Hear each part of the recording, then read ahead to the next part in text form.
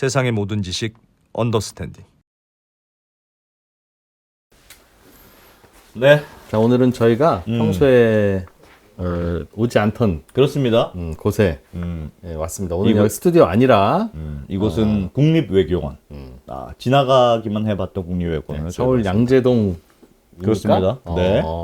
여러분들의 세금이 투입된 이 건물에 들어와 있습니다. 네, 오늘은 그 국립외교원의 중동 정치학의 거두 인남식 교수님 뵈러 왔습니다. 예, 우리나라는 대선한다고 정신없는데 네, 그 중동에서 아주 복잡한 일들이 벌어지고 있어요. 트럼프가 중동을 방문했는데 그냥 가서 뭐 뻔한 얘기하고 온 게 아니라 일단은 시리아 경제 제재 해결하기로 했고, 그렇습니다. 이스라엘이 그렇게 반대했는데도 하기로 했고, 사우디의 빈살만 왕세자하고도 굉장히 그렇습니다. 친해진 것 같고. 그래서 미국의 중동 정치에 대한 뭔가 이렇게 약간 판세가 좀 변화한 듯한 예. 그런 느낌이 있어서 요거 오늘 좀 자세히 배워보겠습니다. 네, 네. 인남식 교수님 바로 인사드리죠. 안녕하세요. 안녕하세요. 네. 반갑습니다. 어우, 여기 너무 왠지 여기 앉으니까 공부하고 싶어지는 그런. 근데 멀리까지 오시게 해서 그냥 좀, 책이 그래요. 가득하네요. 그냥 아니 공부가 쑥쑥될 것 같은 그런 느낌이에요. 네, 공부 잘 됩니다. 이번 트럼프 대통령의 중동 방문 보시고 야 이렇구나 뭔가 좀 느끼신 게 있을 것 같은데. 트럼프 대통령이 중동에서 자기 승부를 걸려고 하는 것 같아요. 그렇게 네. 보세요. 네. 저희가 유추할 수는 있습니다. 1기 임기 때 트럼프 대통령의 외교 업적 중에서 가장 빛나는 게 뭐였지? 라고 질문해 보면 2020년에 아브라함 협정이라고 하는 걸 중재합니다.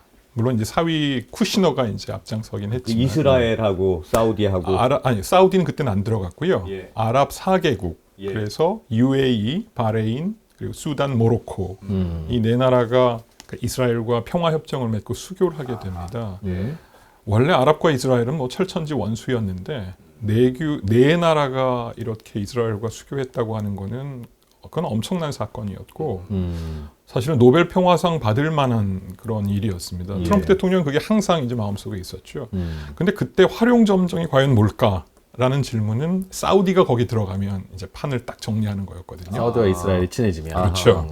근데 이제 아까 말씀드린 그 네 나라와 달리 사우디아라비아의 모하마드 빈 살만 왕세자는 그래도 아랍의 종주국을 자임하고 있기 때문에 팔레스타인의 등에 칼을 꽂는 것 같은 이 아브라함 협정을 섣불리 들어가긴 좀 어려웠어요. 그러니까 조금 관망하고 있었죠.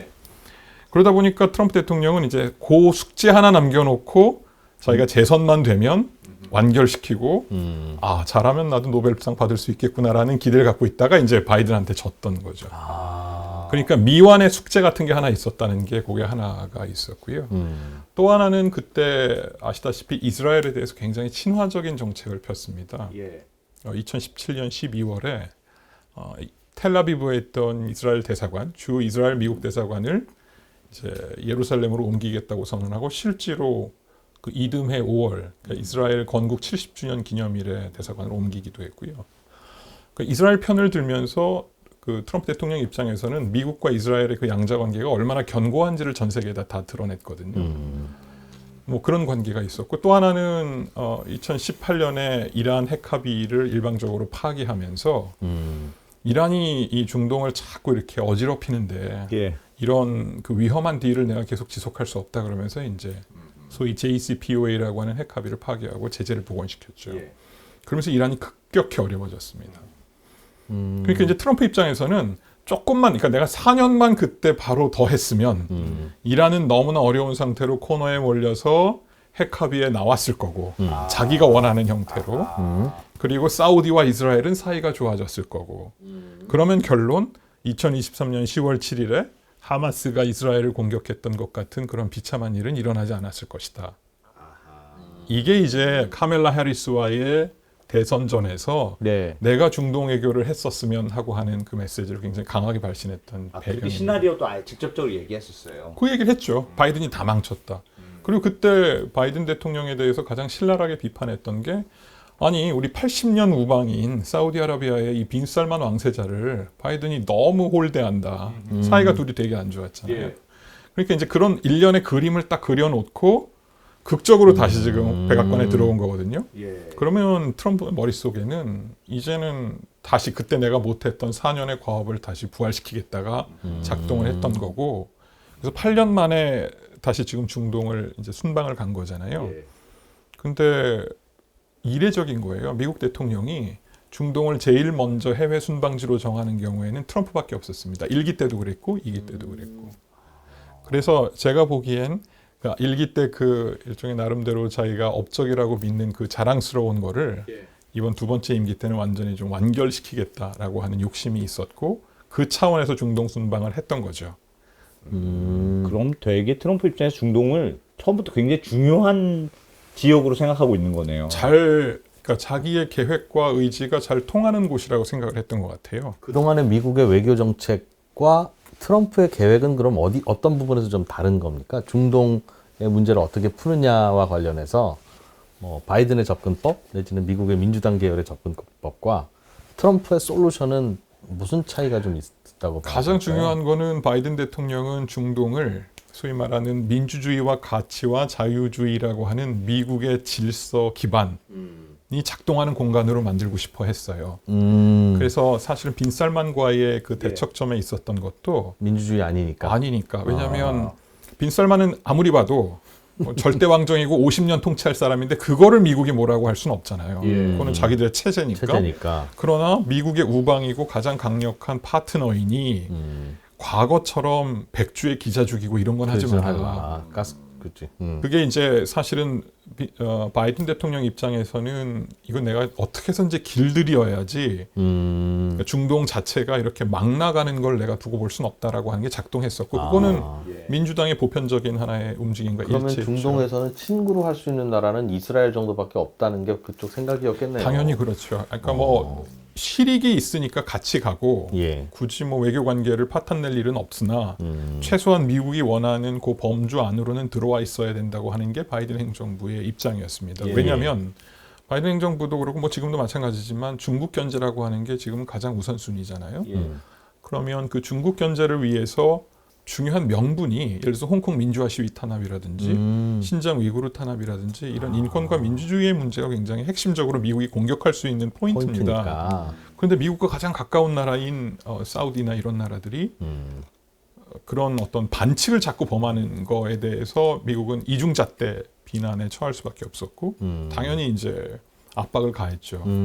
그러다 우크라이나 전쟁까지 터지면서 유가가 출렁이게 되고 인플레이션 문제가 생기니까 이제 바이든이 굉장히 좀 어려움을 겪었고 약간 수치스러운 관계에서 정상회담을 하기도 하고 뭐 그런 일들이 벌어졌죠. 근데 트럼프 대통령은 인권과 민주주의, 자유주의에 대해서 자기는 전혀 강박이 없구나. 예.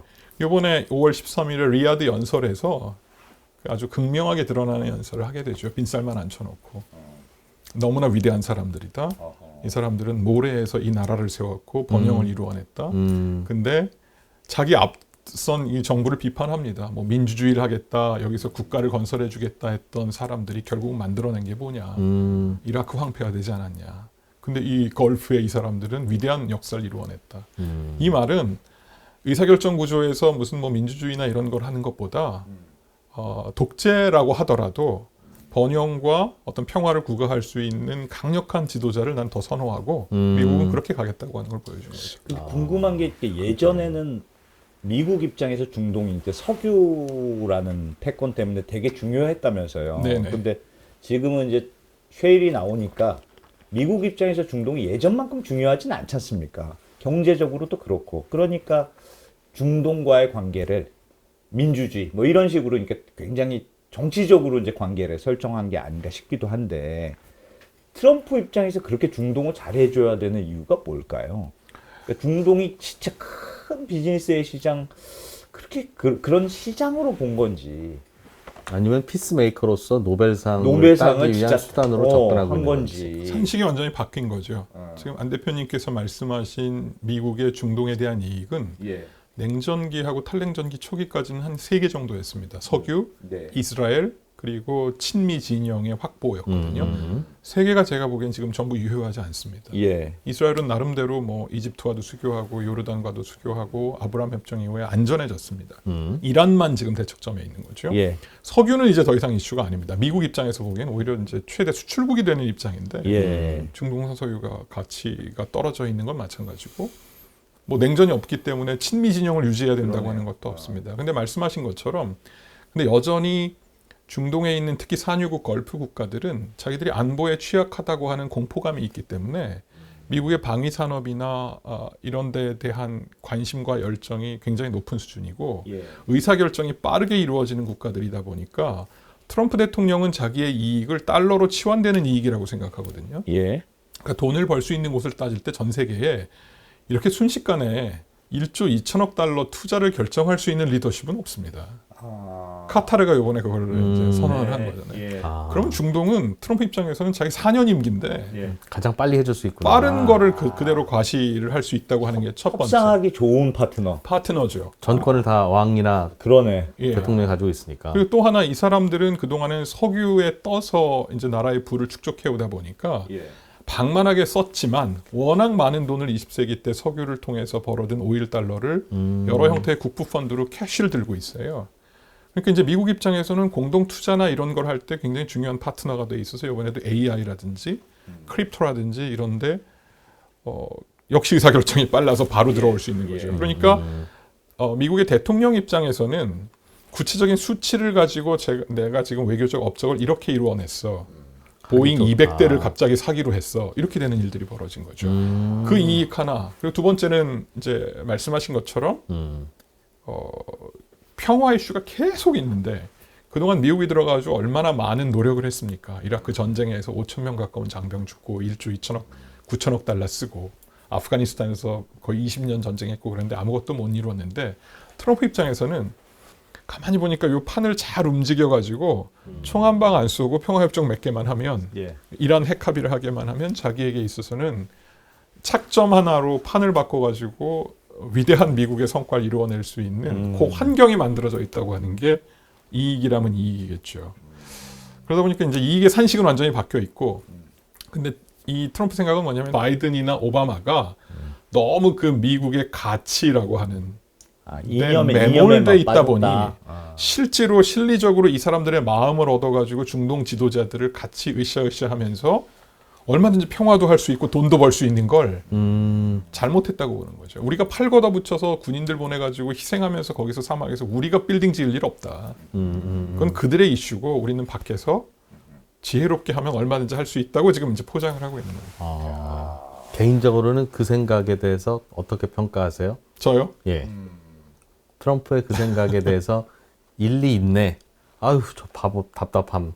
어느 쪽이 둘 다 아닌 것 같아요. 그러니까 약간 반반이라고 보시면 맞는 것 같아요. 제 생각을 굳이 물으신다면. 왜냐하면 저는 기본적으로 오바마와 바이든의 입장에 동의하는 편입니다. 민주주의와 인권이라고 하는 가치는 중동이라고 예외가 돼서는 안 된다고 생각하는 편이나 그러나 또 학자 입장에서는 경험적으로 평가를 해야 되는데 그 20년 넘는 미국의 노력이 무의로 돌아갔다고 하는 것은 그 지역의 맥락과 상황이 이게 밖에서 그렇게 외삽적으로 들어가서 뭔가를 하려고 할 때 작동하지 않는 이유가 있겠구나 하는 생각을 하게 되고 트럼프는 정반대에서 질로 들어가는 거라 예. 그 방식에 대해서는 제가 동의하기가 어렵지만 그러나 결과를 조금 지켜봐야 되지 않을까 싶긴 해요. 비겁한 답입니다. 쉽게 얘기하면 중동에 대한 햇볕 정책인가요? 트럼프 입장에서 보면 그 이전에 바이든 정부나 민주당 정부가 민주주의가 아닌 중동의 여러 나라들에 대해서 압박을 하고 공격을 하고 적대적이었다면 트럼프는 뭐 사우디도 칭찬해주고 네. 이란 하나만 일단 그 강경책으로 잘 길들이면 나머지는 그냥 말로 하고 줄 거 주면 알아서 잘 평화롭게 살 수도 있겠네라는 생각을 하는 걸까요? 근데 햇볕 정책은 뭔가 이렇게 궁극적인 목표점이 있을 거예요. 예. 그런데 트럼프는 꼭 그렇게 보이진 않아요. 아예 그냥 너희들의 정치 체제나 이런 건 난 상관이 없어. 그러니까 아예 놔둘 관심이 거고 없어. 우리 그런 미국의 느낌. 국토 안보에 해가 되지 않는다는 걸 전제로 그 안에서 뭐 전쟁이 일어나고 하는 건 너네들이 막아내는 게 맞지. 그 대신 우리에게 도움을 원하면 청구서를 보낼게. 그거예요. 그러니까 약간 세콤 같은 느낌? 뭐 비즈니스, 세콤이라는 표현은 비즈니스를 하겠다는 그런 거군요. 거죠. 안보를 마찬가지로. 그러니까 그 중동에 있는 국가들은 대부분 안보를 외주하고 있거든요. 예. 요새는 이제 막 방위산업 하면서 이걸 하려고 하니까 하는데 그 일단 외주 파트너로서의 미국으로 나는 다 이란 정도만 빼놓고는 다 도와주마가 되는 거고요. 사우디와 이란이 중동의 맹주이고 이스라엘과 저항하는 팔레스타인의 주 리더들로 알고 있는데 사우디에 대한 접근과 이란에 대한 접근이 다른 건 뭐 그동안 역사가 많이 다르기도 하고 그래서 그런가요? 아니면 가끔 제가 언급하는데 이란의 체제와 사우디의 체제를 놓고 양면 평면 비교를 하면 사우디가 더 나은가? 에 대해서 애매해요. 왜냐면 어쨌든 이란은 선거를 하는 나라. 여성 부통령이 있고 예. 여성의 교육 그 고등교육 비율이 미국 다음으로 높은 나라일 거예요 아마. 그런 지표만 놓고 보면 체제 자체가 신정 체제이긴 하지만 뭐 사우디도 못지않은 신정 체제 비슷한데 그렇다면 결국은 그 1945년 2월 14일에 루즈벨트 대통령이 사우디 건국의 아버지와 만나서 예. 소위 그 퀸시라고 하는 함상 회담에서 수에즈에 정박해 있던 배 위에서 둘이 만나가지고 앞으로 냉전 이후에 펼쳐질 세계에 우리 두 나라가 같이 가자. 사우디는 지금 건국한 지 13년밖에 안 되는 신생국이고 너무 위험하니까 그 안보를 우리가 책임져 주마.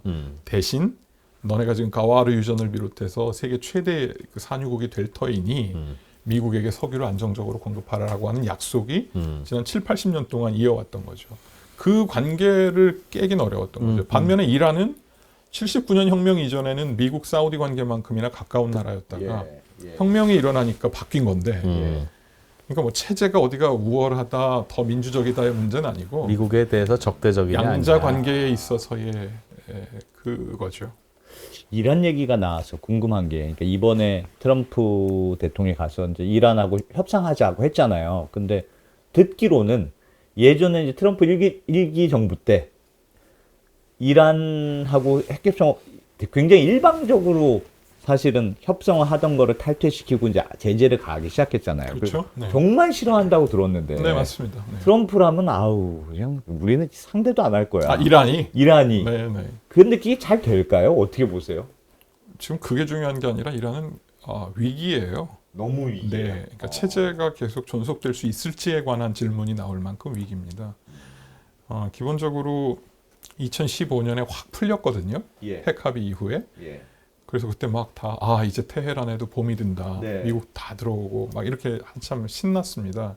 그러니까 국민들이 40년 제재로부터 탈피하고 이제 이란이 가지고 있는 잠재력이 마음껏 만개할 거라고 하는 기대감에 올라갔다가 트럼프에 의해서 3년 만에 그게 뒤집어지고 제재가 되고 다시 저항 경제로 돌아갔어요. 그러니까 굉장히 어려워졌잖아요. 그러면 심리적으로 차라리 2015년 딜이 없었을 때보다 더 못하게 됩니다. 3년 풀렸다가 열렸다가 다시 조이면 했으니까. 기대감이 사그라들면서 훨씬 더 사람들이 소극적이 되고 더 어려워진 게 하나. 그리고 트럼프가 그냥 옛날로 돌아간 게 아니라 소위 맥시멈 프레셔라 그래서 최대 압박을 하게 되고 예. 제재를 더 강화합니다. 이란에 대해서 더 제재할 게 뭐가 있어라고 사람들이 얘기하곤 하는데 제재는 끝이 없습니다. 하고자 마음 먹으면 얼마든지 더 할 수 있고 왜냐하면 그건 사람 하나하나를 제재하기 시작하면 답이 없거든요. 예. 그러니까 이란은 점점 더 어려워진 거죠. 그 상황에서 이제 사람들의 마음이 점점 그래 뭐 미국 나쁜 놈이라는 거 알겠어. 예. 그런데 우리가 이렇게까지 도대체 왜? 그러니까 석유 세계 4위, 천연가스 2위 보유국이 그다음에 교육을 이렇게 많이 받고 제조업 기반이 가지고 있는 나라가 왜 이렇게 국제사회에 빌런이 돼 있어야 되지라고 하면서 체제에 대한 불만이 높아지고 있었던 차이에 예.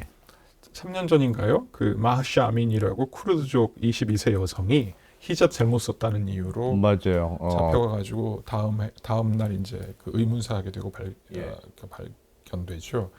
그리고 나서부터는 이제 위기가 계속 가속화됩니다.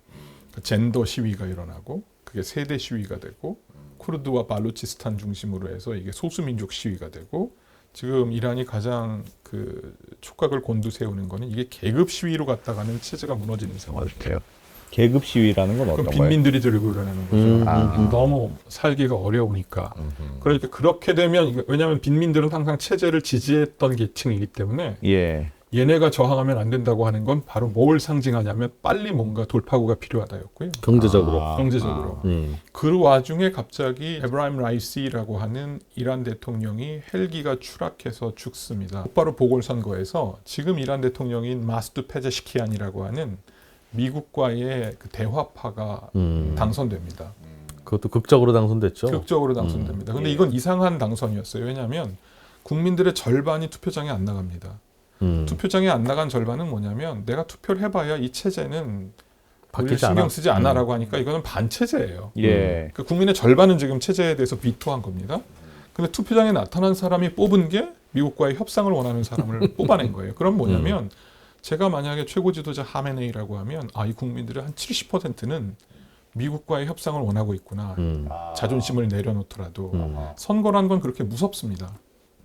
그러니까 체제가 지금 어떻게 하냐면 이 대통령을 통해서 미국과의 협상에 이제 그 용인을 하고 있는 상황이 발생을 한 거죠. 그러니까 뭐 트럼프가 이쁠 리가 있겠습니까? 그러니까 이제 어쨌든 그러나 그럼에도 불구하고 우리가 무슨 계속 각을 세웠다가는 우리가 먼저 무너지니라고 한 거죠. 조금 다르게 해석을 하면 트럼프가 이걸 모를 리가 없어요. 이란이 너무 어렵다. 그래서 트럼프 입장에서는 1년 정도 사실은 더 끌고 가서 협상을 안 하고 내년쯤 저는 협상을 할 거라고 봤어요. 경제가 더 이상 더 망가진 다음에. 망가졌을 때야 협상력이 높아지니까. 근데 트럼프가 이거를 당겨버렸습니다. 그건 왜 그랬을까요? 지금 트럼프가 취임한 지 몇 달 안 됐는데 공언했던 게 가자 휴전, 우크라이나 휴전, 관세를 통해서 세계의 질서를 내가 평정하겠다였는데 다 어그러지고 있거든요. 빨리 저거라도 따와야 되는구나. 뭔가 지금 외교적으로 끌고 와야 되는 상황이 필요한데 아까 잠깐 말씀드렸던 것처럼 중동에서의 성과가 가장 가시적인 거거든요.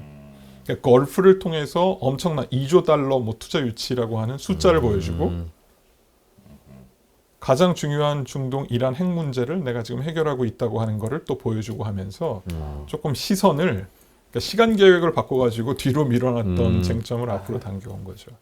그래서 사실은 네타냐후에 대한 좀 서운함과 분노 같은 게 아마 있을 겁니다. 네타냐후하고는 진짜 많이 틀어진 걸로 봐야 돼요.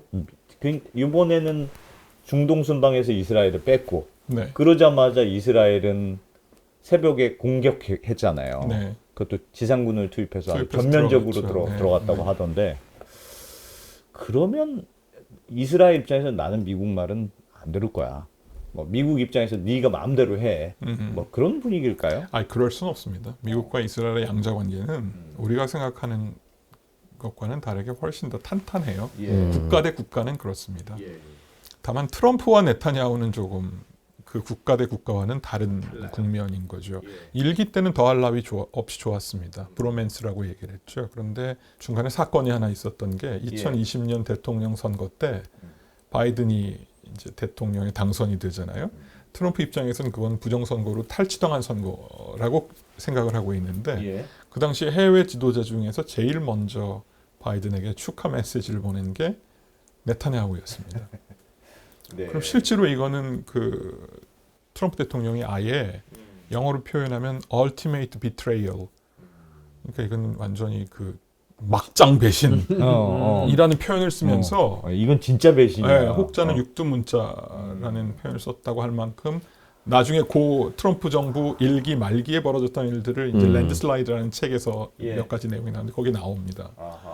트럼프 대통령은 평생 개발업자로 살았던 사람이라 자기 이익에 해가 됐던 경험은 잊질 않아요. 뼈로 새겨서 기억하는 사람일 겁니다. 그리고 그거는 어떤 형태로든지 들고 있다가 보복 또는 뭐 그거를 레버리지로 활용하는 사람인데 네타냐후는 왜 그랬을까요? 다시 트럼프가 당선될 리가 거는 없다고 본 거지. 생각한 거죠. 설마 4년 후에 돌아올 거라고 생각을 그때 했겠습니까? 그리고 그 선거 자체가 뭐 부정선거일 리도 없고 바이든이 된 거잖아요. 그러니까 지금 내가 여기서 좌고우면하느니 빨리 축하하자. 일기의 브로맨스가 너무 전 세계에 알려져 있는데 새 지도자를 이제 추인하면서 나가겠다고 한 거죠. 그리고 저는 그게 나쁜 건 네타냐후가 아니에요. 잘못한 건 아니라고 생각해요. 그거는 근데 이제 트럼프의 권토중례를 상상하지 못한 거였다는 거죠. 사실은 뭐 오바마의 여러 이란 핵합의 포석도 당연히 힐러리 클린턴이 될 거라고 하는 거를 전제로 두고 10년, 15년 포석이었는데 트럼프가 되면서 이제 판이 어그러진 것처럼 그만큼 미국 정치도 이제 예측 불가의 변수들이 일어난다는 걸 상징하는 거죠. 그러니까 네타냐후 입장에서는 최선을 다했다고 생각했지만 이제 트럼프 입장에서는 내가 자기한테 지금 해준 게 얼만데 대사관도 옮겨주고 골란고 원용유권도 주고 자기가 와가지고 자기 끌어안으면서 21세기 최대 대통령이라고 막 하면서 뭐 지하철역 이름을 트럼프 스테이션으로 하느니 막 이런 것까지 했던 친구가 이렇게 배신해? 라고 하면서 탈취당한 선거라고 하는 거에 대해서 네타냐후가 그 이미지가 같이 겹쳐 있다고 하는 거는 작은 변수는 아닐 겁니다. 개인적 감정은 나쁘겠네요. 좋을 리가 없죠. 리는 없죠. 그러나 트럼프 대통령이 또 나름대로 협상과 거래의 고수니까 예.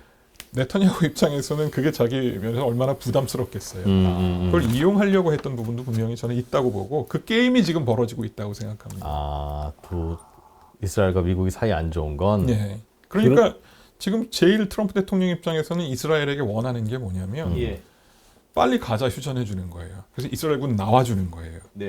왜 그게 필요하냐면 트럼프 대통령은 만약에 노벨상을 자기가 그러니까 업적을 목표로 한다면 어차피 트럼프 대통령은 이제 더 이상 재선의 변수는 없지 않습니까? 그럼 4년 임기 동안 이 사람이 하고 싶은 건 제가 보기에는 역사에 남는 명망가로서의 욕심이 있을 거예요. 그러면 중동에서 그게 제일 잘 보이잖아요. 왜냐하면 계속 전쟁이 벌어지는 동네니까. 가자 휴전시키고 트럼프 대통령이 만약에 노벨상을 소원한다면 두 가지 정도의 큰 이슈가 있을 겁니다. 하나는 아브라함 협정의 완결. 사우디까지 포함한. 예. 두 번째는 이란 핵 합의일 겁니다. 그래서 이란의 핵을 막기 위해서 앞에 수많은 뭐 부시, 오바마, 바이든 정부가 온갖 걸 다 해도 못했는데 내가 정말 총 한 방 안 쏘고 큰 소리 한 번 안 내고 핵 합의를 이루어냈다고 하는 게 이제 하나의 욕심일 거란 말입니다. 그런데 이거의 전제가 뭐냐면 가자가 안정돼야 그러네. 예, 그래야 사우디가 이제 이스라엘과 수교하는 판에 들어오기도 하고 사우디가 안정적으로 미국 편에 딱 붙어줘야 이란 핵 합의도 힘을 얻습니다. 그러니까 이게 지금 키가 가자에 걸려 있는 그러네요. 근데 네타냐후 입장에서는 가자의 휴전은 곧 자기 정체 생명의 종언이에요. 그렇겠네. 왜냐하면 이스라엘의 정치적 특성은 어떤 게 있냐면요. 이스라엘이 어느 특정한 국가와 전쟁을 하거나 교전이 벌어졌을 때 그게 상황이 종료되는 순간 그 교전에 대한 평가를 반드시 합니다. 전 그건 이스라엘의 장점이라고 생각해요. 그걸 주로 사법부가 합니다. 네. 그래서 이긴 전쟁이었음에도 불구하고 잘못된 부분을 명확히 책임을 물어서 준엄하게 심판합니다. 항상 그렇게 항상 그랬습니다. 복귀를 하는 거예요. 복귀를 해요. 그 책임을 지게 하는 거거든요. 이스라엘 웬만하면 전쟁하고 나면 물러나야 되네요. 장군들 많이 못 벗습니다. 이겨도. 장군들이. 가장 극적인 게 뭐냐면 1973년 10월에 있었던 욤키푸르 전쟁이라고 하는 4차 중동 전쟁이거든요. 4차 중동 전쟁은 이스라엘이 기습을 허용한 전쟁이었고요. 그러나 그걸 극적으로 역전시켜가지고 그때 골다 메이어 총리가 외교력을 발휘해서 이깁니다. 그때는 이제 그 모셰 다이안이라는 국방장관과 총리였는데 그 다음에 곧바로 만들어진 대법원에서 만들어진 그 조사위원회에서 왜 기습을 당했는가를 질문합니다. 그래서 그 기습을 허용한 책임을 물어가지고 야전사령관들, 책임 있는 당사자들 전부 파면 해임합니다. 그리고 국방장관도 책임을 지고 물러납니다. 그 당시에 골다 메이어 총리는 철의 여인이라는 별명을 받을 만큼 이 전쟁에서 전 세계에다가 자기의 리더십을 각인시켰음에도 불구하고 물론합니다. 어쨌든 책임은 지는 거예요. 기습당했다는 근데 지금 이 가자 전쟁은 하마스의 공격을 2023년 10월 7일에 당한 거잖아요. 그때 공격을 당했을 때 1,200명의 이스라엘과 외국인들이 죽었습니다. 그다음에 800명이 민간인이었고 400명이 군인이었고요. 255명인가가 인질로 잡혀갔습니다. 그리고 지금까지 벌어지고 있어요. 이스라엘은 전쟁이나 이런 거 공격해가지고 한두 달 넘긴 적이 별로 없습니다. 네타냐후 총리는 이스라엘의 지도자로서 최악의 지도자예요. 왜냐하면 기습을 허용했기 때문에. 그러니까 이 전쟁이 끝난다는 건 뭘 의미하냐면 가자 휴전을 선언하고 상황이 종료가 되면 곧바로 자기가 청문회에 나가야 되는 상황을 의미하게 되는 거죠. 이 전쟁과 관련해서 그 전에 무슨 부패 혐의 이런 것뿐 아니라 그거는 계속 돌아가고 있는 건데 지금 문제는 뭐냐면 그렇게 해서 만약에 근데 이제 워낙 미국의 압박이 거세니까 네타냐후 입장에선 전쟁을 끝내야 되나 하는 마음이 없지 않을 겁니다. 그러나 지금 네타냐후의 연립 정부를 구성하는 사람들 중에 유대인의 힘이라든지 이런 소위 강경파 보수파 정당들이 있어요. 예. 벤그비어 장관이라든지 스모틀리치 장관이라든지 이런 사람들은 우리가 극우라고 부를 만큼 완전히 이제 강경한 사람들이고 시온주의자들입니다. 이 사람들이 뭐라고 얘기하냐면 휴전하면 이스라엘군이 가자에서 만약에 나오게 되면 우리는 연정 탈퇴해 이래 버립니다. 이번 전쟁으로 아주 팔레스타인을 끝장내자. 그 사람들은 자기들이 거기를 장악하고 예. 팔레스타인 가자 주민들 쫓아내도 된다는 사람들입니다. 이거는 야훼께서 우리에게 주신 영토니까라고 믿는 사람들이에요. 예. 그러니까 네타냐후는 이 사람들과 손을 잡고 있기 때문에 자기가 지금 총리직을 유지하는데 나가버린다고 하면 연정이 와해되는 딜레마인 거예요. 그러니까 워싱턴의 압박은 빨리 끝내고 끝내면 우리는 연정 탈퇴해. 그럼 넌 더 이상 총리 아니고 형사사법 책임져야 돼. 이 상황이 된 거죠. 빨리 끝낼 수 없겠네요, 네타냐후는. 그러니까 네타냐후가 머리를 쓴 게 그러니까 트럼프 대통령은 네타냐후를 예후합니다. 왜 예. 예후하냐면 그럼에도 불구하고 이스라엘의 영향력이 미국 내에서 막강하기 때문에 이스라엘 총리를 트럼프 대통령이 함부로 할 수는 없어요. 그래서 제일 먼저 만난 정상이 네타냐후입니다. 네타냐후였죠. 워싱턴에 예. 가서 예. 대화를 하죠. 근데 네타냐후가 들고 갔던 카드가 뭐냐면 오케이 가자 휴전 우리가 할 수 있다. 그리고 그건 당신의 업적이다. 예. 트럼프 대통령이 돼서 우리가 휴전했다고 얘기하마. 그 대신 우리가 소원이 하나 있는데 이란이 지금 핵 능력을 고도화해서 60% 우라늄 들고 이게 위험하니 이란에 대해서 조금 손을 좀 보자. 그러므로 나탄즈 포르드 같은 핵 시설에 미국과 우리가 같이 정밀 타격해서 이란을 좀 압박을 해가지고 핵 개발을 무력으로 일단 좀 중단시키자라고 제안을 하는데 트럼프 대통령이 들은 척을 안 합니다. 그건 트럼프한테 왜 무슨 카드였을까요? 무력을 쓴다는 건 일단 싫었나 보죠. 저기는 이란과 합의하는 게 핵 협상하는 게 더 좋은 거죠. 그러니까 무력 카드는 맨 밑에 있는 카드고 예. 처음에 저희가 갑자기 무슨 뭐 미사일 쏘고 이런 거 자체가 트럼프 머릿속에는 없는 거죠. 근데 이제 네타냐후의 보관은 뭐였냐면 자기 국민들에게 가자는 정리했지만 여전히 우리의 훨씬 더 큰 적인 이란과 내가 군사적으로 대치하고 있으니 싸웁니다. 내가 리더십을 유지해야 된다고 하는 거예요. 명분을 갖고 싶었던 네. 거군요. 근데 트럼프가 안 네타냐후. 들어준 거예요. 오히려 그 첫 번째 미팅에서는 트럼프 대통령이 가자 지구를 내가 갖고 뭐 이런 얘기가 나오니까 개발하고 네타냐후가 뭐 되게 당황한 표정들이 계속 영향력이 나타났죠. 그건 제가 보기엔 조율되지 않았습니다. 그리고 두 번째 4월 16일인가 12일인가 정상회담에서는 트럼프 대통령이 똑같은 메시지를 이제 제가 보기엔 정상회담에서 전한 것 같은데 트럼프 대통령이 오히려 이란과 핵 합의가 협상을 시작한다고 발표를 해버리죠. 그러니까 두 지도자 간의 지금 관계는 분명히 일기 때와는 달라요. 그러나 제가 보기에는 만약에 갑을 관계를 따지면은 우위에 있는 게 트럼프이면 분명하나 그렇다고 해서 네타냐후를 너무 하대하거나 홀대하기에는 자기도 정치적인 부담이 있어서 애매하게 가고 있습니다. 지금. 그러면 네타냐후가 지금 어쨌든 뭐 상황은 그럼에도 불구하고 가자 지구를 공격한 건 트럼프 입장에서 매우 곤란한 상황이네요. 어쨌든 그게 평화가 돼야 모든 그 첫 단추가 시작된다면서요. 그렇죠. 그러니까 내심은 아마 이게 뭐지? 그러니까 만약에 사전에 조율되지 않았다면 예. 했을 수도 있고요. 아니면 아직은 제가 뭐 판단하기는 좀 이르나 네타냐후가 출구 전략으로서 세게 했을 수도 있겠다 싶긴 해요. 이렇게 해서 예. 하마스의 거점이나 주요 인사들을 우리가 정리할 쫙 건 쓸어버리고 하고. 그 다음에는 이제 좀 퇴진을 우리가 프로세스로 들어가겠다라고 하는 걸 보여주는 착점일 수도 있고 오히려. 예, 그런데 네타냐후 입장에서는 그 가자 휴전을 그렇게 스티브 위트코프 특사를 통해서 미국이 압박하는데 네. 들어가서 계속 전면전을 벌일 만큼 이스라엘이 그렇게까지 미국에 저항할 만한 깜냥이 있는 나라로 보기는 어렵습니다. 여러 면에서. 그래서 뭔가 지금 제가 보기에는 협상력을 양쪽에서 높이는 그런 그런 카드로 지금 보고 있어서 조금 더 지켜봐야 될 것 같아요.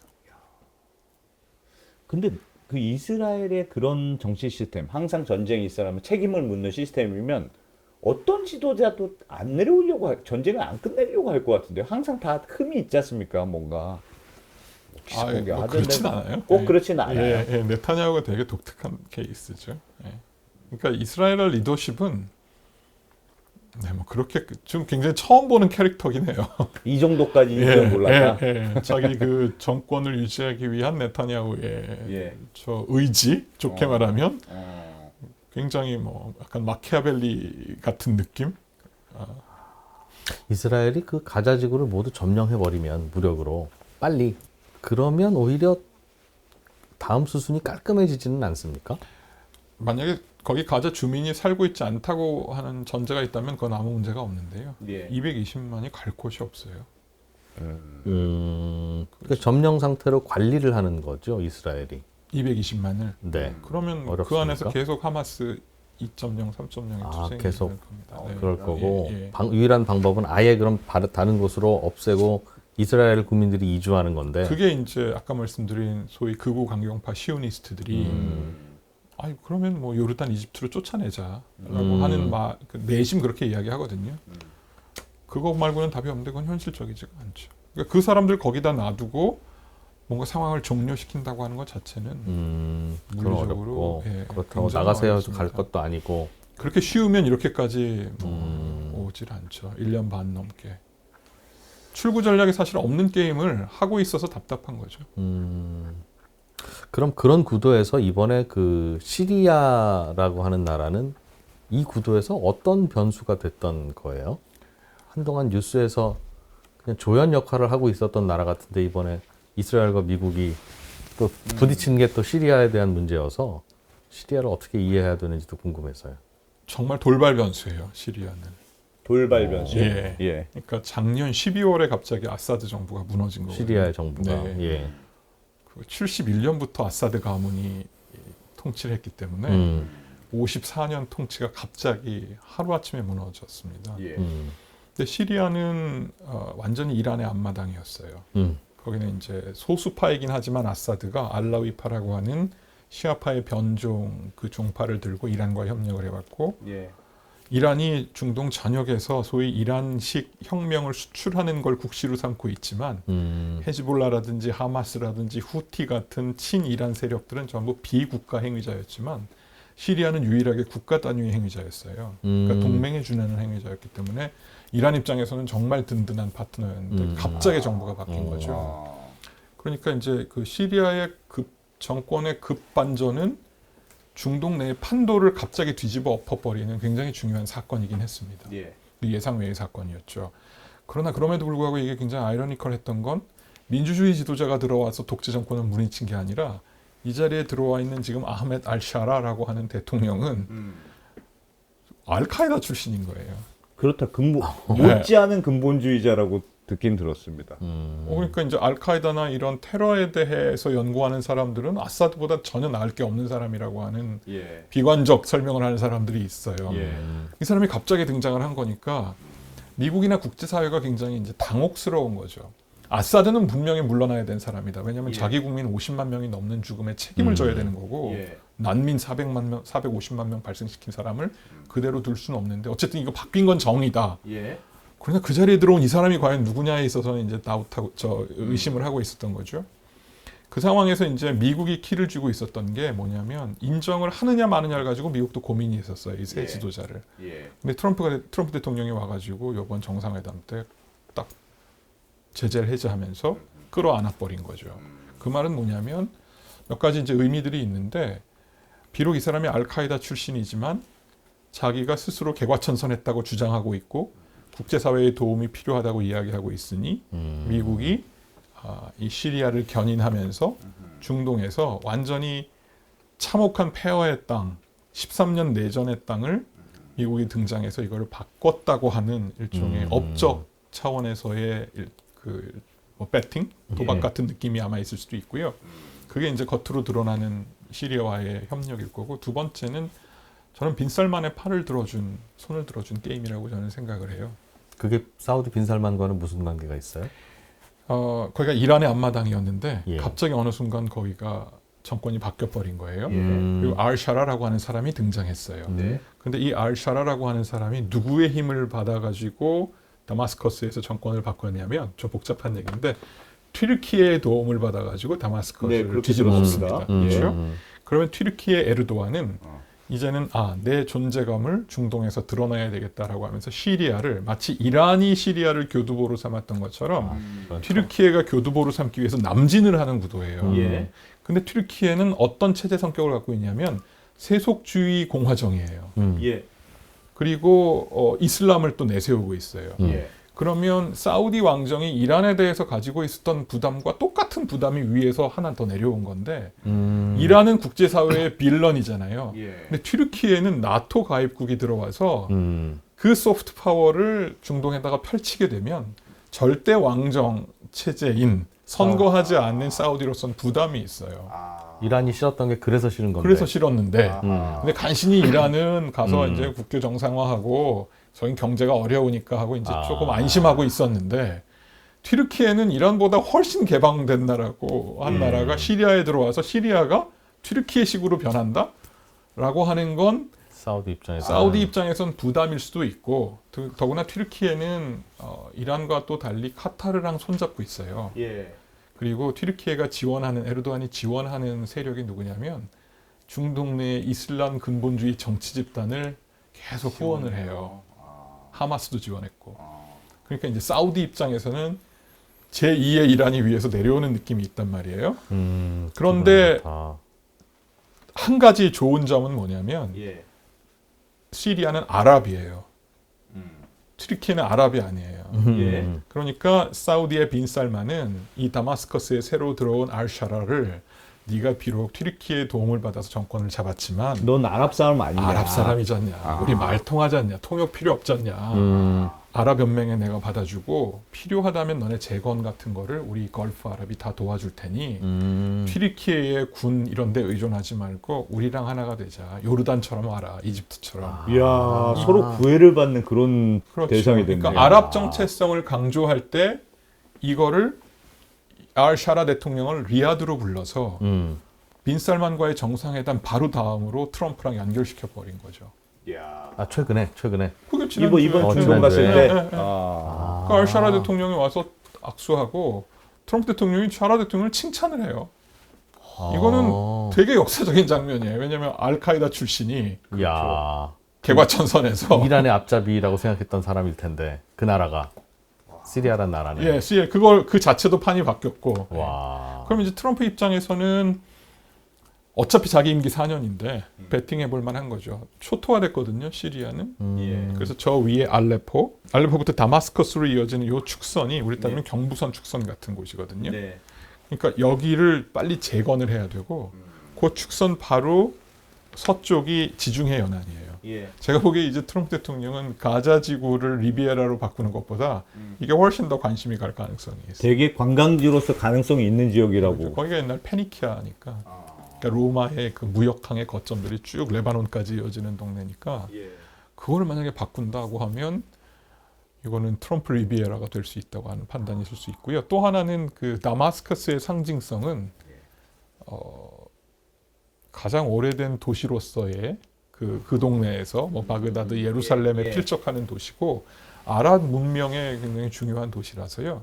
트럼프 대통령이 일종의 다마스커스를 해방하고 내가 그거를 개발하는데 같이 손을 잡아줬다고 하는 그런 업적을 드러낼 만한 사건이었죠. 야. 그러니까 그래서 그랬구나. 되게 재밌어요. 그 사우디에 그냥 사우디가 머리를 잘 쓴 거네요. 그러면. 빈살만 굉장히 스마트해요. 그리고 딱 지금 맞았어요, 트럼프랑.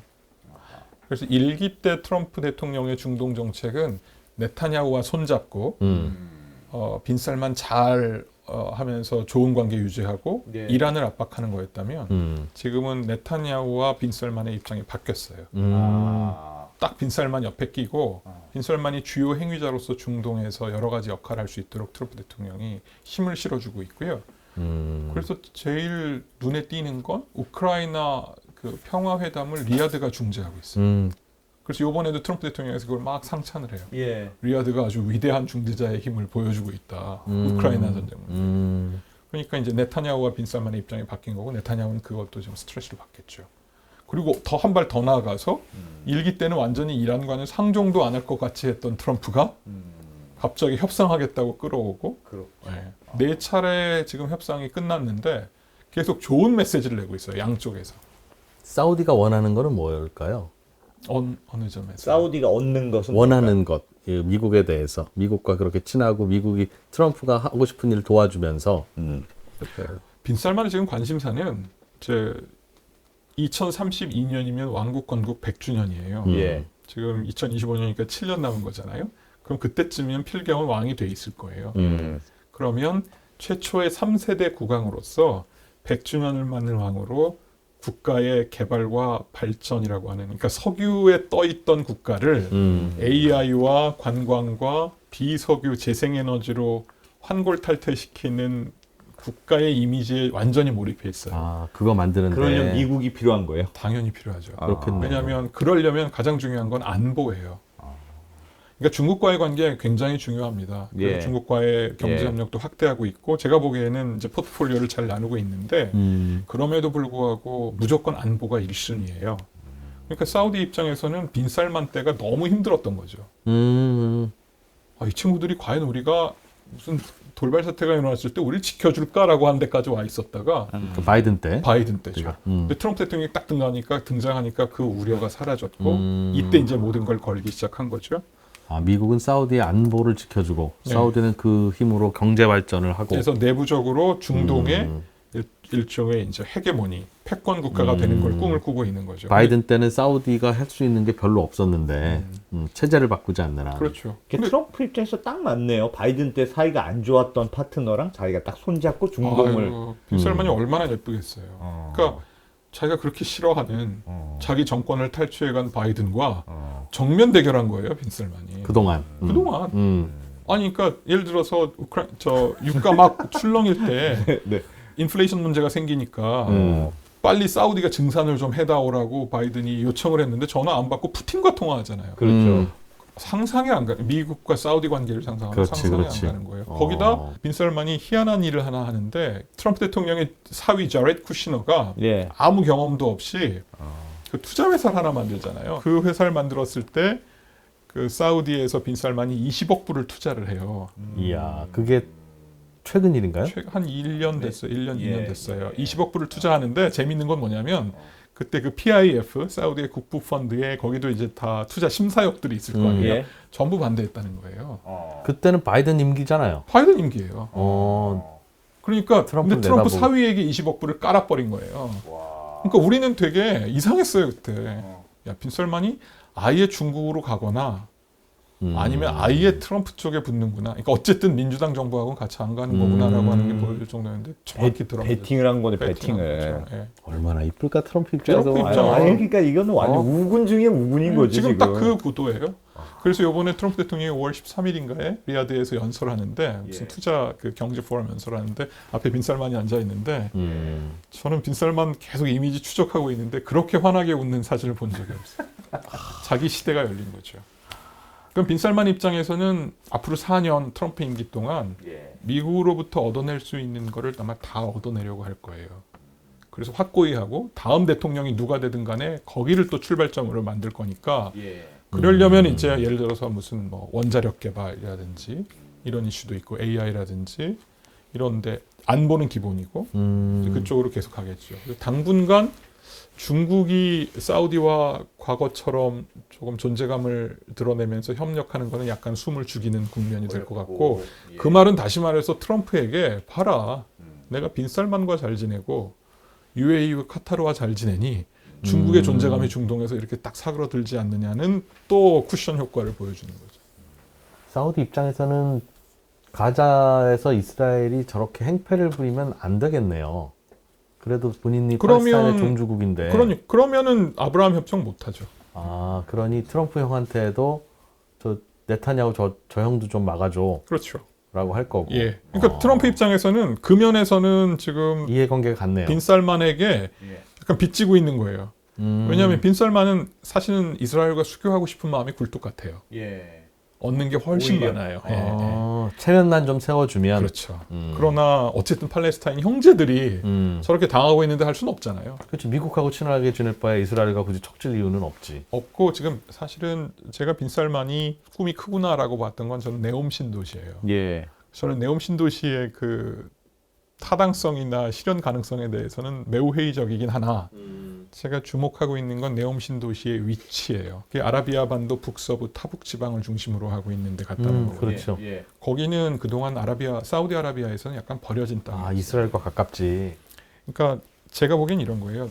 자기가 지금 사우디의 새로운 미래 군주로 등장을 하고 있는데 그동안 사우디아라비아 왕국이 국제사회에서 이 정도 위치를 차지할 때는 페르시안 걸프, 즉 동부 연안의 석유에 떠서 여기까지 왔다. 예. 그러나 이제 석유 시대는 끝난다. 그럼 우리는 여기 갇혀 있는 바다, 부담스러운 이란과 상대하고 이런 고만고만한 나라들과 하느니 열려 있는 홍해 연안으로 우리의 개발 거점을 옮긴다라고 하는 게 제가 보여요. 일종의 서부 대개발 같은 거죠. 수도 이전이네요.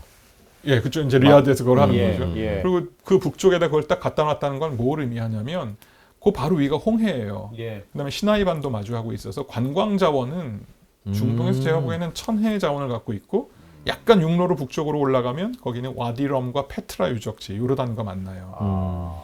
그리고 거기서 조금 더 이어서 올라가면 이스라엘 남쪽의 네게브 사막과 이어지는데 네게브 사막이 어떤 곳이냐면 거기 브엘쉐바라고 하는 도시가 사막 도시가 있고 성서에서 브엘쉐바라고 나오는 굉장히 유명한 도시입니다. 예. 그 도시에 벤구리온 대학이 있습니다. 이스라엘 건국의 아버지 다비드 벤구리온이 우리가 계속 이 영토를 유지할 수 있을까에 대해서 자신은 있지만 어떻게 알겠냐. 우리가 적에게 우리 영토를 다 빼앗길 날이 올 수도 있다. 예. 그럴 때 우리 유대 민족은 남들이 안 갖는 땅으로 가서 거기서 살아남아야 한다. 그것은 사막이다. 그래서 이 양반이 퇴임하고 나서 남쪽 사막지대로 조그만 오두막집 짓고 옮겨요. 나라에서는 건국의 영웅이니까 텔아비브나 예루살렘에 의리의리한 관저 주겠다고 했는데 나 싫다 그러고 부인하고 들어가서 거기서 사막 프로젝트를 해요. 그래서 그거에 의해서 만들어진 대학이 벤구리온 대학이고 예. 거기는 뭘 하냐면 R&D, 그러니까 사막에서 예를 들어 신재생 에너지, 태양 에너지, 그다음에 담수화, 그다음에 그 생물 다양성 연구 이런 게 막 벌어져요. 한번 가보면 굉장히 특이해요. 사막 한가운데서 막 팔뚝 많은 고기들이 양어장에서 뛰어다니고 막 이런 데거든요. 근데 거기에 빈살만이 어떤 생각을 하냐면 이게 그런 R&D라든지 에너지 연구라든지 하는 게 이스라엘은 스타트업이 발달되어 있기 때문에 빠르거든요. 예. 미국과도 관계도 예. 좋고. 이걸 하나의 클러스터로 묶고 싶은 거죠. 그러니까 수교하고 싶어요. 근데 갑자기 하마스가 저 2023년 10월 7일에 말도 안 되는 짓을 해버리니까 내심 하마스가 엄청 미울 거예요. 그렇겠네. 그러나 그럼에도 불구하고 하마스와 상관없는 팔레스타인 형제들이 죽어가는 상황에서 자기가 이스라엘과 손을 잡을 수 없으니 오케이, 나도 사실은 이스라엘과 손잡고 싶다. 그러나 빨리 가자 문제 해결해 다오. 이게 트럼프에 대한 압박인 거죠. 트럼프는 빨리 아브라함 협정을 맺어야 자기 업적에 올라가는. 예. 근데 네타냐후가 중간에서 좌고우면하고 있는. 근데 네타냐후도 뭐 상황은 이해가 가죠. 어차피 뭐 개인적으로 이렇게 하면 죽고 네. 저렇게 해도 네. 죽는데 네. 어떻게 해야 되지? 이러고 있는 거죠. 네타냐후가 빨리 그러니까 거기서 결론이 나줘야 지금 다른 판세는 대충 짜진 것 같은데 결국 이스라엘이 가자 지구의 전쟁을 어떻게 끝낼 것이냐 그게 되게 중요한 그게 포인트가 관건이에요. 되겠네요. 네, 네. 그리고 자기가 계속 정치적 생명을 유지할 수 있는 일종의 담보가 필요한데 그건 전쟁 유지 또는 이스라엘 국내에서 자기 지지가 예. 적어도 35 내지 40%까지 치고 올라가줘야 되는 거예요. 근데 많이 올라가긴 했어요. 예. 왜냐하면 잘 아시겠지만 그 하마스 지도자도 다 없앴고 헤즈볼라도 괴멸시켰고 가장 극적인 거는 그 무선 호출기 공격으로 네, 인해가지고 네, 네. 헤즈볼라의 그 지휘 통신 체제를 완전 붕괴시키면서 세계를 놀라게 했잖아요. 예. 그러면서 그래도 우리 저 이스라엘 총리가 기습은 당했지만 그건 아주 각 잡고 일하니까 잘하네라고 하면서 보수 진영의 지지율이 많이 올라가긴 했으나 아직은 좀 멀었어요, 제가 보기엔. 그러니까 그 정치적 돌파구를 마련할 수 있는 방안이 만들어질 때까지는 이 상황이 조금 진행될 가능성이 오히려 뭔가 좀 확실한 승전보라든가 그런 게 뭔가 확실한 있어야겠죠. 성과물이 예, 있어야 나올 예. 수 있다. 그러니까 네타냐후가 약간 오판했던 건 트럼프가 재선되면 자기가 트위터로 바이든 축하하긴 했으나 그래도 우리 관계가 뭐 옛날 관계가 이치라고 생각을 했는데 트럼프는 생각보다 거래가 훨씬 삐진 더 거. 중요한 사람이에요. 삐진 거. 삐진 거 포함. 제가 보기엔 삐졌은 것도 있지만 예. 그걸 거래로 활용하는 사람이니까 이스라엘 좀 도와줘서 그 전쟁 멈추는 거는 지금 더 중요한 일들이 산적해 있어요. 쭉 있으니까. 들어보니까 야. 이스라엘의 네타냐후만 어떻게 해면 내려앉히든가 뭐 어떻게 빼버리던가 하면 굉장히 많은 게 풀릴 것 그래 같은데. 가자지구 저기서 정리되고 어. 그러면 팔레스타인 나라들도 이스라엘로부터 가자를 보호만 해주면 당분간은 잠잠할 거 아니겠습니까? 그렇죠. 네. 거기에 이란도 아쉬운 게 많으니 경제 발전해야 되고 시리아도 똑같은 이해관계고 사우디도 똑같은 이해관계니 이게 네타냐후만 본인이 양보하면 지금 네타냐후가 잘못했네. 서로 근데 정리되는 지금 분위기인데? 팽팽하게 이제 긴장도를 높이면서 예. 어느 시점에서는 제가 보기엔 뭔가 해결법을 찾을 거예요. 왜냐하면 그 이해관계의 산식은 다 알고 있으니까. 그럼 예상하시는 대로 이스라엘이 그렇게 세틀다운이 되면 중동은 이른바 평화 이후에 경제 발전 그 트렌드가 생기는 겁니까? 혹시 뭐 다시 요란하거나 시끄러워질 변수는 없어요? 변수는 지금 제가 보기에는 이란이 굉장히 어려운 상황에서 핵 합의에 나섰기 때문에 예. 이란발 어떤 지정학적 변동 요인, 위험 요인은 많이 상쇄가 되어 있는 예. 상태고 예. 만약에 다른 게 있다고 하면 비국가 행위자들, 예를 들어서 IS라든지 이런 이제 폭력적 집단이 그동안 우리가 싸워왔던 보람이 뭐냐 이러면 그렇죠. 그다음에 만약에 가자 지구마저 이렇게 평정으로 들어갈 땐 그 사람들은 혼란을 산소로 먹고 사는 사람들이니까 뭔가 예. 여러 형태의 그 도발 같은 게 있을 수 있는 정도인데요. 그러나 모든 문제는 가자예요. 가자가 빨리 안정화가 되면 굉장히 많은 이슈들이 풀립니다. 그건 다 알고 있어요. 엄청 중요하구나 네. 거기가. 그러니까 네타냐후가 중요해요 지금 어떤 결단을 내리느냐. 근데 그 가자 전쟁을 네타냐후가 일으킨 게 아니라 팔레스타인이 일으킨 그러니까 거잖아요. 억울한 거예요. 네타냐후는 왜 그랬지 그들은 그럼? 하마스가 그냥 그냥 강경파니까 거기는. 하마스가 그게 이제 기습 이란의 공격을 한 지원을 거죠. 받았던 수많은 소위 우리가 프록시라고 얘기하는 대리 세력들이 민주당 때. 예. 근데 이제 그것도 그렇지만 그때 사실은 네타냐후의 책임론이 불거질 만한 게 2023년 10월 7일이잖아요. 근데 네타냐후가 원래는 한번 이제 실각했었어요. 2년 전에. 네. 그랬다가 중도 연립 정부가 그 야이르 라피드라고 하는 사람이 이끄는 그 중도 연립 정부가 들어왔는데 네타냐후가 이제 아까 잠깐 말씀드렸던 뭐 그 독직 부패 스캔들로 인해서 기소가 돼서 예. 돌아가는 상황에서 다시 이제 정권을 잡으려고 하거든요. 그때 정권을 잡았던 파트너가 이제 아주 강경한 오른쪽 끝에 있는 사람들과 손을 잡아요. 그러면서 들어왔어요. 들어왔는데 이스라엘에는 독특한 전승이 있습니다. 어떤 전승이냐면 그 전통이 정치적 전통이 거기는 우리처럼 삼권 분립이라고 보긴 좀 어려운 게 입법부와 행정부가 같이 돌아가는 의원 내각제잖아요. 예. 그러니까 여기를 사법부가 견제를 합니다. 예. 근데 그 견제의 여러 가지 수단 중에 하나가 입법부 총리가 내각을 구성할 때 그 강요를 임명할 때 사법부가 합리성의 원칙이라는 걸 가지고 판단을 해요. 이 사람이 강요를. 그래서 정말 안 된다고 하면 그걸 X 할 수도 있어요. 비토를 합니다. 근데 그때 워낙 오른쪽에 있는 소수지만 이 사람들을 끌어와야 자기가 정권을 다시 잡을 수 있는 리쿠드당의 대표인 예. 이 네타냐후는 이 사람들 중에 일부를 강요로 임명을 해요. 예. 그러니까 사법부가 보기에는 적합하지 않았던 거예요. 그래서 X를 해요. 예. 그러니까 이 사람들이 연정 탈퇴 막 이런 이슈가 나오니까 네. 네타냐후가 다급해졌죠. 그래서 그 해 한 3월부터 5월 지나가면서 사법부 개혁에 나섭니다. 아예 그냥 바꿔버리겠다 쟤네를. 그러니까 이제 네타냐후 입장은 뭐냐면 선출 권력인데 자기들이 네. 사법부는 임명된 권력 아니냐. 물론 이제 그 임명 절차는 굉장히 잘. 그러므로 이거는 정통성은 이상하다. 내가 더 있으니 내가 국민들이 우리에게 연립 정부를 만들어 준 거를 당신들이 이렇게 와서 너무 과도하게 간섭하는 건 온당치 않다. 그러면서 사법 개혁에 나선 거거든요. 그러면서 대법관 임명이나 이런 프로세스를 총리실 권한으로 막 옮기고 이런 일이 벌어져요. 이스라엘에 있는 온건파나 중도파 세속주의자들은 용납이 안 된다는 거예요. 이건 자기의 정권을 위해서. 그래서 그때 뭐 국방장관 사임하고 난리가 벌어집니다. 근데 그 빈틈을 이용해서 하마스가 공격했다는 설이 있는 거죠. 그러니까 네타냐후의 자기 집권 과정에서 벌어졌던 혼란상을 이제 하마스가 이용했다라고 보는 거죠. 그런 사법 개혁을 시도했으면 사법부 쪽에서도 네타냐후를 정말 싫어하겠군요. 싫어하죠. 네, 매우 싫어하죠. 그러니까 나가면 안 그래도 재판 받아야 되는데 진짜. 네, 이스라엘은 보통 저희가 그 정치 지형을 어떻게 보냐면 예. 맨 맨 오른쪽에 10%. 그러니까 이 사람들은 우리가 초정통파 유대인이라고 하는 막 귀민머리하고 뭐 이런 사람들이에요. 예. 약간 중세적인 세상을 사는 분들이에요. 그리고 그 옆에 한 30%가 유대교 신자인데 보수적인 사람들이에요. 그리고 가운데 30%가 유대교인이긴 하나 뭐 현대적인 신이 있나 없나 뭐 이런 사람들이고 맨 왼쪽에 30%가 무신론자들이에요. 유발 하라리 이런 사람들이죠. 그런 분들도 있고. 네. 그러니까 이게 이제 지형이 3대 3대 3대 1 정도로 봐요. 예.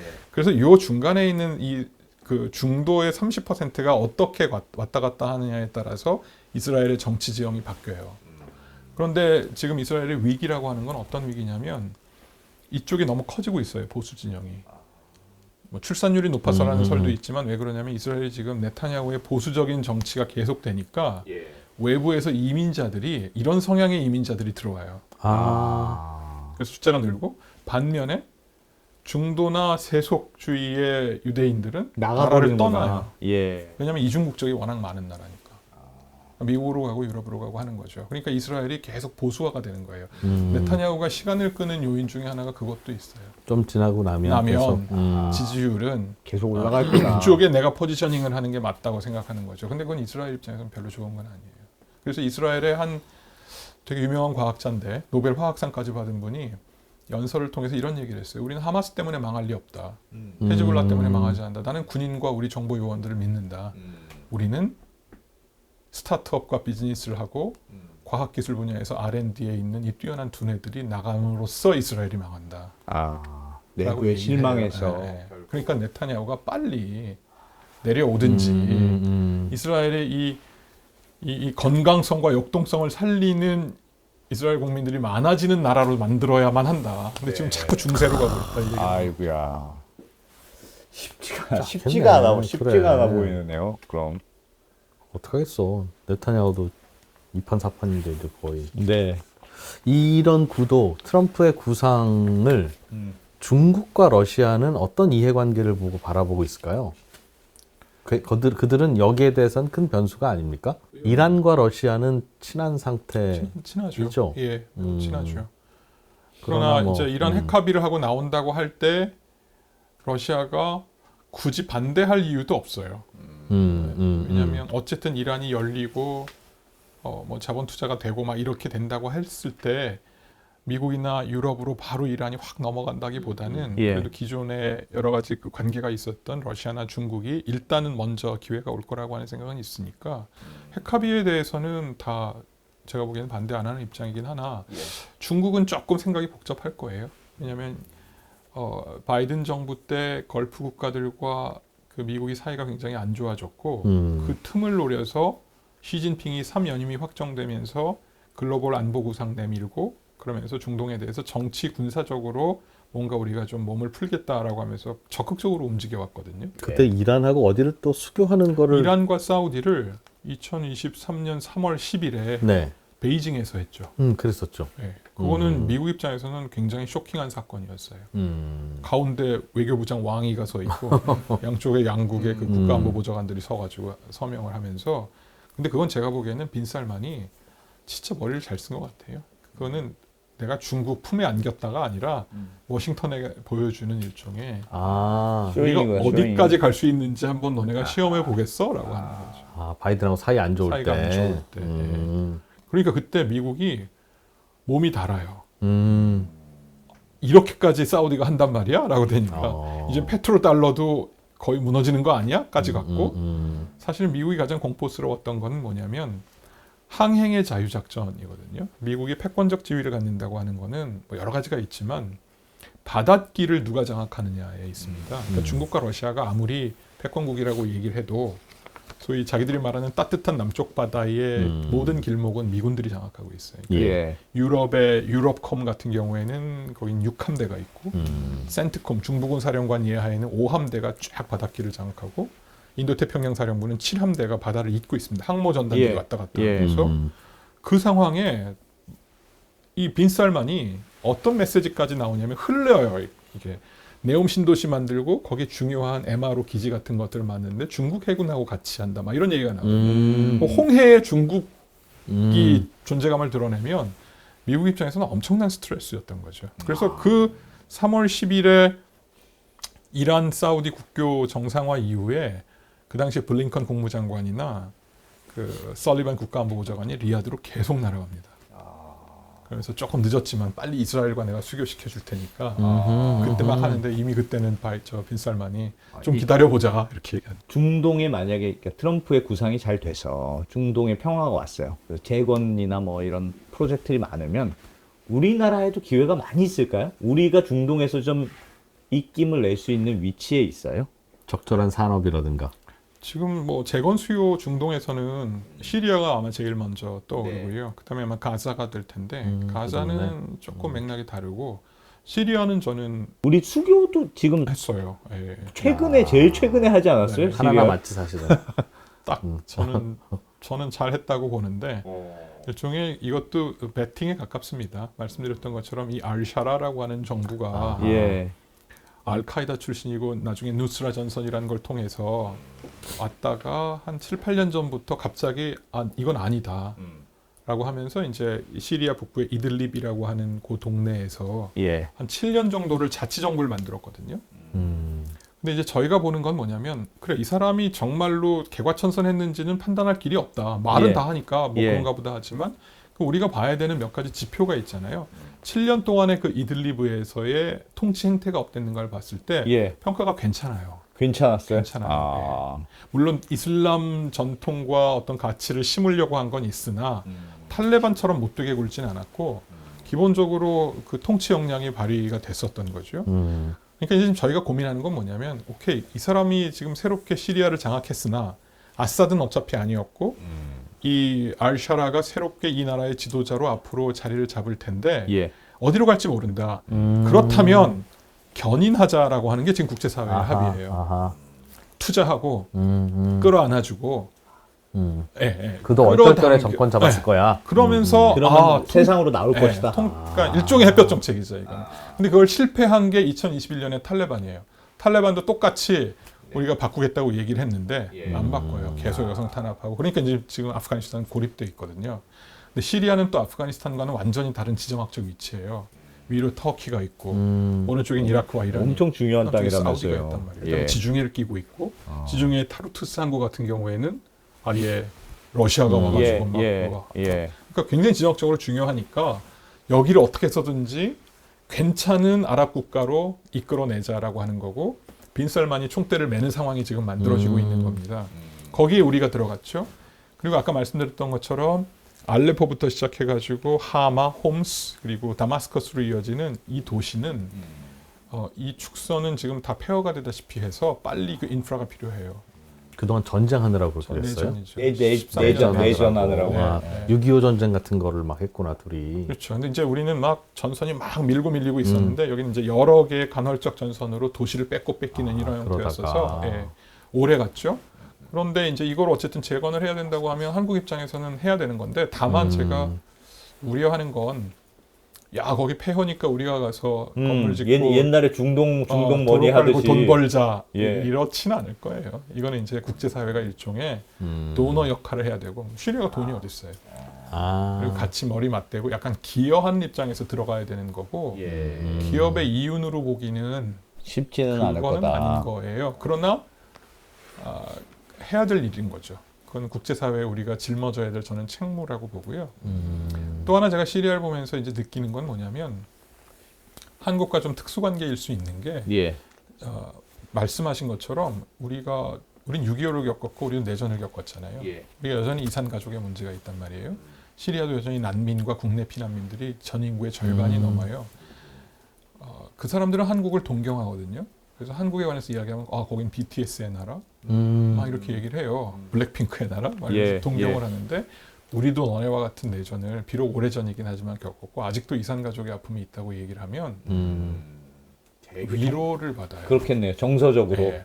유럽이나 미국이나 주변에 아랍 국가가 들어와가지고 뭐 하겠다고 으쌰으쌰하는 거에 대해서는 겉으로는 반가워하지만 속으로는 뭐 13년 동안 외면하다가 갑자기 지도자 나라 갔다고 와가지고 친한 척하네 이런 정서가 있잖아요. 근데 한국은 조금 달라요. 그래서 돈이나 경제적인 이익과 과실의 문제가 아니라 아까 말씀드렸던 것처럼 아랍 문화의 본원에 가까운 시리아를 한국에 들어가서 딱 뭔가를 한다고 하는 거는 중요한 외교적 자산으로서 의미가 있죠. 알겠습니다. 교수님은 오늘 말씀 주신 나라들 다 다녀보셨어요? 네, 오늘 이야기한 나라들은 중동은 다 가봤으니까요. 시리아가 정말 아름답습니까? 네. 어디가 제일 시리아. 시리아? 시리아가 정말 그렇게 아름다워요? 아랍 22개국 중에 저는 개인적으로 원탑이라고 생각합니다. 그 다마스커스라고 하는 도시가 갖는 예. 그 매력과 역사적인 감동이 있고요.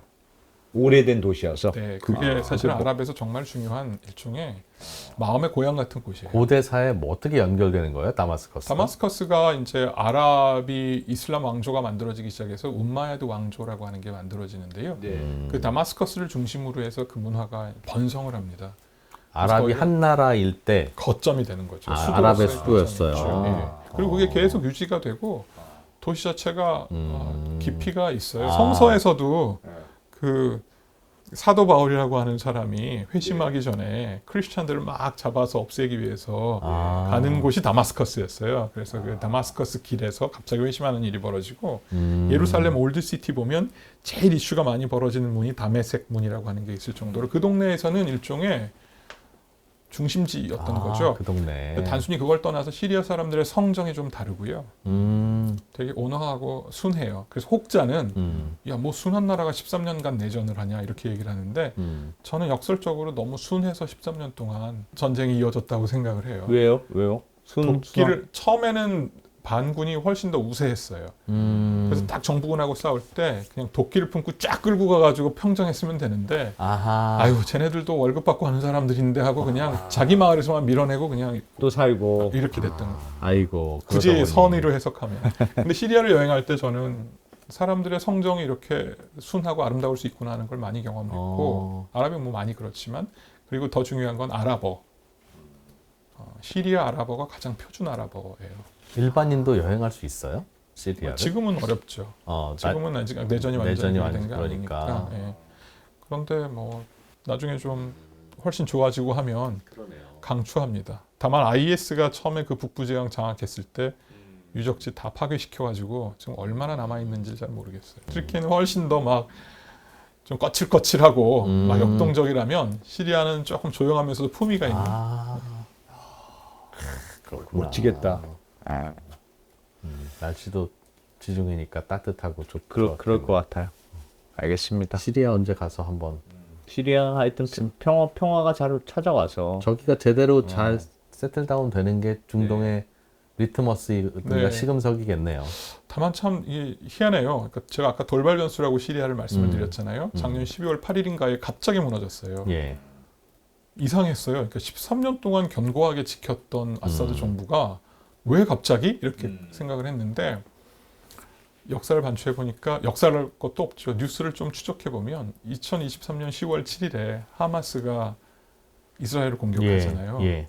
제가 보기엔 그것 때문이에요. 그것 때문이라고요? 예. 그것 때문에 시리아가 무너졌다. 예. 왜요? 그거 지원을 그리고 많이 우크라이나 했나? 전쟁도 겹쳐서. 왜냐하면 시리아 아사드 정부를 지켜주던 큰 힘은 둘이었는데 하나는 이란 지상군에서 예. 헤즈볼라가 가가지고 아사드 정부를 지키고 있었어요.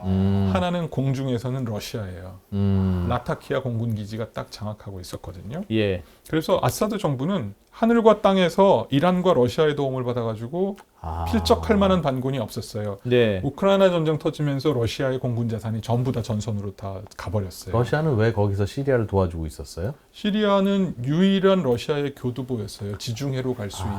기지가 있었다고. 타르투스 해군 기지가 있고 그보다 땅이. 더 중요한 게 라타키아에 있는 공군 기지인데 터키가 나토잖아요. 그리고 이스라엘이 있잖아요. 예. 그리고 사우디나 이런 데가 온통 미국인데 바둑으로 따지면 적진 한가운데다 딱 딱 이제 3차. 갖다 놓은 거고 지중해로 갈 수 있는 거점이었던 건데 우크라이나 전쟁 터지면서 이제 이게 다 가버리니까 공중이 무력화됐어요. 거기에다가 가자 사태가 벌어지면서 헤즈볼라가 괴멸된 거예요. 그러니까 땅에서 자기를 지켜줄 사람이 없었던 거죠. 아하. 제가 이렇게 보면서 우크라이나 전쟁과 가자 사태가 저렇게 연결되네. 시리아를 시리아를 뒤바꿨고 시리아의 변화라고 하는 게 중동 변화를 또 견인할 수 있겠구나 와. 하면 그렇겠네. 여러 개의 독립된 사건들이 그러네. 하나로 맞물리면서 우리가 상상하지 못했던 그림들을 그려낼 수도 있겠구나. 그러면 우리에게 주어지는 외신 하나하나의 이 직소 퍼즐들이 이게 예사롭지 않다라고 하는 걸 계속 이제 보고 있어요. 새로워지네 진짜. 시리아가 중동은 이게 다 뭐가 연결돼 있네요. 다 연결돼 있어요. 그 가끔 중동에 학회 가면 네. 거기 있는 학자들이 저한테 정말 궁금해서 물어보는데 하는 질문에 뭐야 그러면 이해가 안 간다는 거예요. 동아시아에서 왜 저렇게 안보 위기가 있는지. 그게 무슨 말이야? 물어보면 너는 나쁜 놈이 하나잖아. 근데 우리는 다 나쁜 놈이라 어디서부터 손을 대야 될지 모르겠다. 이스라엘도 나쁘고 사우디도 이상하고 이란도 반칙하고 있고 그렇지. 튀르키예 이게 만만치 않고 아사드 학살자고 막 이렇게 하마스 막 그러면 자기들은 어디서부터 손대야 될지 몰라가지고 온 동네가 다 바퀴벌레라 그냥 손 놓고 있는 건데 너네는 한 명만 바꾸든지 설득하든지 하면 되는데 왜 그걸 안 해? 그렇지. 김정은 뭐 그렇지. 거기만 간단해 보이던데. 이게 사실은 제가 좀 우려하는 게 한반도 문제가 상대적으로 중동에 있는 다른 이슈에 비해서 별거 아니라고 느껴지는 착시 현상을 보여주는 거기도 해요. 외국에서 보기엔 심플하니까. 네. 그거 뭐 설마 핵 쏘겠어? 뭐 이렇게 생각을 하는 거예요. 그럼 남쪽에 뭐 그렇게 걱정할 일이야? 라는 질문을 해요. 그거 아니다. 얘기를 하는데 뭐 어쨌든 그렇게 비치는 거고 제가 우려하는 건 미국도 그렇게 볼 수 있고 저기는 뭐 중국, 일본, 러시아 또 우리까지 있으니까 관리가 되지만 중동 이 아사리판에 들어가서 뭔가 뚝딱뚝딱 하면 이건 진짜 업적이겠지라고 생각할 수 있다는 거죠. 알겠습니다. 야, 재밌다. 재밌네. 재밌어 하면 안 되는 것 같은데 그렇게 구경하는 건 재밌네. 막 퍼즐이 이렇게 막 맞춰지는 것 같은 그런 느낌이네. 우리나라의 외교를 어떻게 할지에 대한 판단을 하기 위해서 이 하루 외교관들 종일 여기서 그래 공부하고. 외교관들은 이런 건 배운다는 거 아닙니까? 이게 부럽네. 야, 이게 아니었어. 아니 여기 안 계셨으면 몰랐을 거 아닙니까 이게. 알겠습니다. 네. 자. 오늘 아주 중요한 시기였는데 트럼프 그렇게 돌아가고 있구나라는 걸 이후에 잘 배웠어요. 중동의 정치 변화 아주 잘 배웠습니다. 고맙습니다. 감사합니다. 네.